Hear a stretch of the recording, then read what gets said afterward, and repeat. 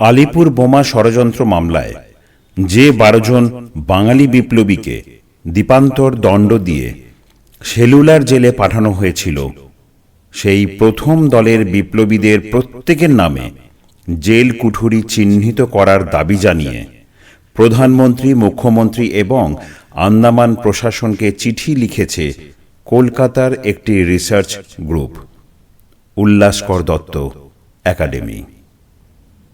আজ আপনাদের শোনাব পরাধীন ভারতের এক বিপ্লবী ও তার সহযোদ্ধাদের এবং আন্দামান সেলুলার জেলের ছোট্ট একটা গল্প। 23শে জানুয়ারি 2026 আনন্দবাজার পত্রিকায় প্রকাশিত অশোক কুমার মুখোপাধ্যায়ের পথ দেখালেন যাঁরা লেখাটি নিয়ে আজ আমাদের কণ্ঠের এই নিবেদন।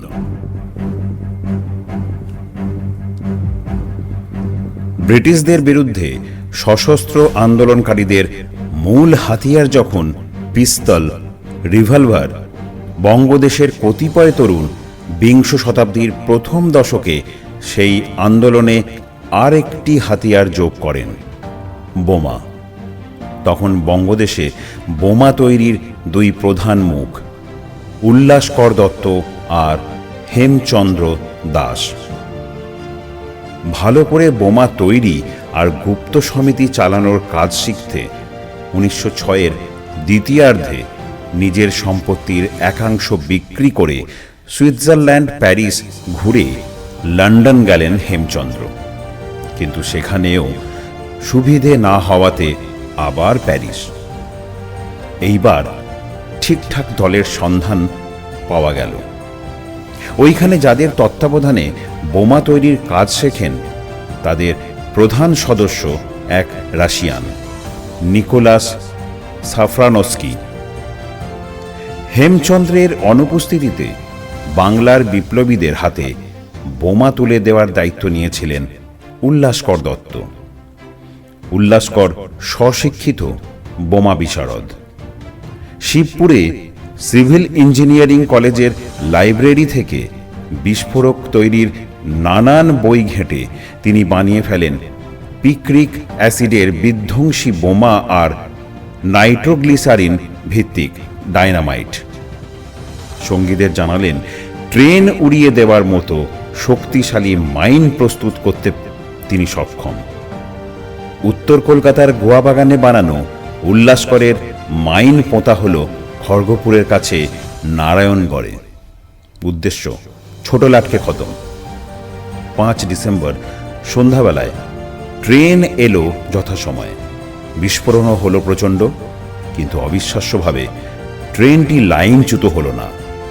ছোট লাট বেঁচে গেলেন। প্যারিস থেকে দেশে ফেরার পরে হেমচন্দ্র দাস উল্লাসকরের সঙ্গে হাত মিলিয়ে শুরু করলেন বৈপ্লবিক কর্মকাণ্ড। হেমচন্দ্র থাকেন 38/4 রাজা নবকৃষ্ণ স্ট্রিটের বাড়িতে। তিনি ওইখানে বোমা বানান। অন্যদিকে 15 গোপীমোহন দত্ত লেন ও 32 মুরারি পুকুরের বোমা বানানোর দায়িত্ব উল্লাসকরের। দেশে ফিরে হেমচন্দ্র যে 2-3টি বোমা বানিয়েছেন তা আজ ইতিহাস হয়ে গেছে, যার একটি বৃহস্পতিবার 30শে এপ্রিল 1908 রাত 8:30টায় ক্ষুদিরাম বসুর ছোড়া বোমা। ডগলাস কিংসফোর্ড ভেবে ক্ষুদিরাম যে গাড়ির উদ্দেশ্যে ছুঁড়েছিলেন তাতে উনি ছিলেন না। বোমার অভিঘাতে 2 ইংরেজ মহিলা মারা যান। ঘোড়ার গাড়িটি ভীষণভাবে ক্ষতিগ্রস্ত হয়। কোচম্যান কালিরাম আহত, সহিস সঙ্গতরাম দুসাদ গুরুতর জখম হয়ে ছিটকে পড়েন। এই সূত্রেই 1908-এর 2রা মে মুরারিপুকুর বাগানবাড়ি সহ কলকাতার বিভিন্ন বাড়িতে হানা দিয়ে মোট 34 জনকে গ্রেফতার করে পুলিশ।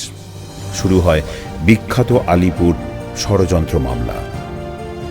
শেষ পর্যন্ত 1909 সালে উল্লাসকর দত্ত, হেমচন্দ্র দাস, বারীন্দ্র কুমার ঘোষ, উপেন্দ্রনাথ বন্দ্যোপাধ্যায়, বিভূতিভূষণ সরকার, বীরেন্দ্র সেন, ঋষিকেশ কাঞ্জিলাল, ইন্দুভূষণ রায়, সুধীর সরকার, পরেশ মৌলিক, ইন্দ্রনাথ নন্দী, অবিনাশ ভট্টাচার্য প্রমুখ 12 জন বিপ্লবীর দ্বীপান্তর দণ্ড হয়।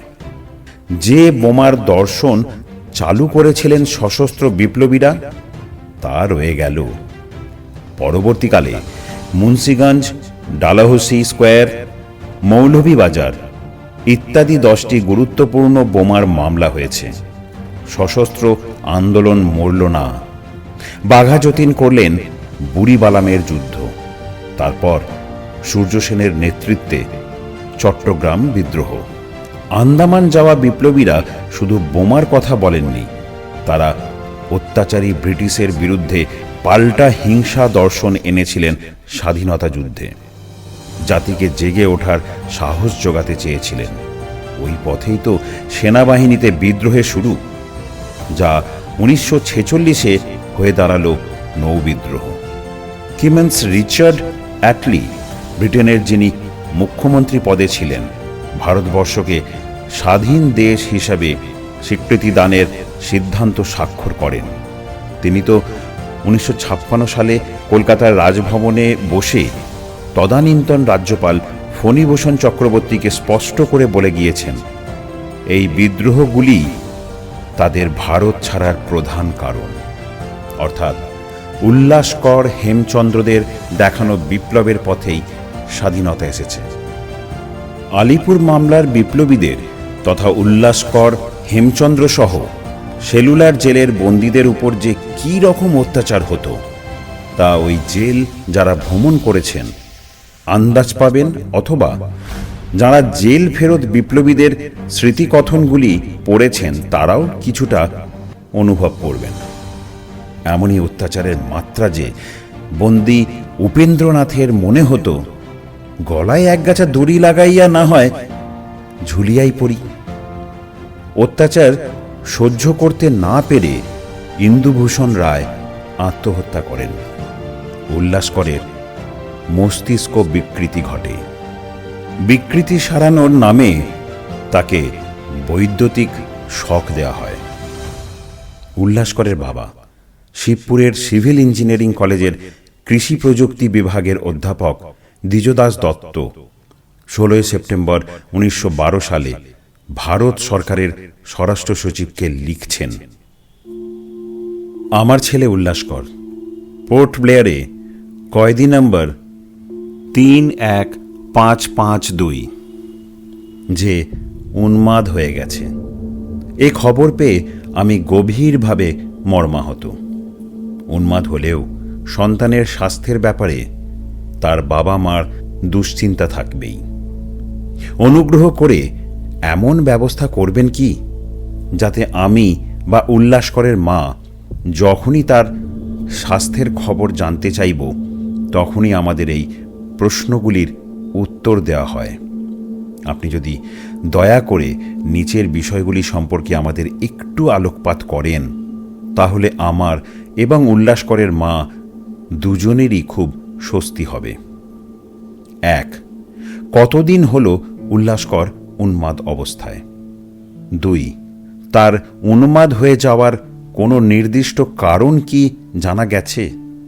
জানা গেলে তা কি? 3. উন্মাদ রোগের আক্রমণের আগে কি ধরনের পূর্বলক্ষণ দেখা গিয়েছিল? 4. রোগ সারানোর জন্য এখন কি ধরনের চিকিৎসা পদ্ধতি অনুসরণ করা হচ্ছে? 5. উল্লাসকর একজন দক্ষ গায়ক এবং ধর্মীয় ভক্তিমূলক সঙ্গীত খুবই পছন্দ করত। গানের কণ্ঠসঙ্গীত বা যন্ত্রসঙ্গীত নিরাময়কারী প্রভাব কি তার উপর কখনো প্রয়োগ করা হয়েছে বা এখন করার কোনো পরিকল্পনা আছে? 6. তার কি ধরনের আচরণ দেখে মনে হয় সে উন্মাদ? 7. সাধারণভাবে এখন তার স্বাস্থ্যের অবস্থা কেমন? এইভাবে আপনাকে বিব্রত করবার জন্য আশা করি আমাকে ক্ষমা করবেন। যার জন্য এমন হৃদয় বিদারক চিঠি লিখতে হয় এক যন্ত্রণাক্লিষ্ট বাবাকে, সেই স্বাধীনতা যোদ্ধা উল্লাসকর আর তার সহযোদ্ধা 11 জন বাঙালি বীরের স্মৃতিরক্ষার আয়োজন আলাদা করে থাকবে না আন্দামান সেলুলার জেলে? তার বদলে ফক্কিকারি করে স্বাধীনতা যোদ্ধার সম্মান পেতে থাকবে কিছু প্রচার সর্বস্ব মুখ। আমাদের স্বাধীনতা সংগ্রামের সেই মহান বিপ্লবীদের কাটিয়ে যাওয়া জেল কুঠুরিগুলো হয়তো তাদের নামে চিহ্নিত করা যেতেই পারে।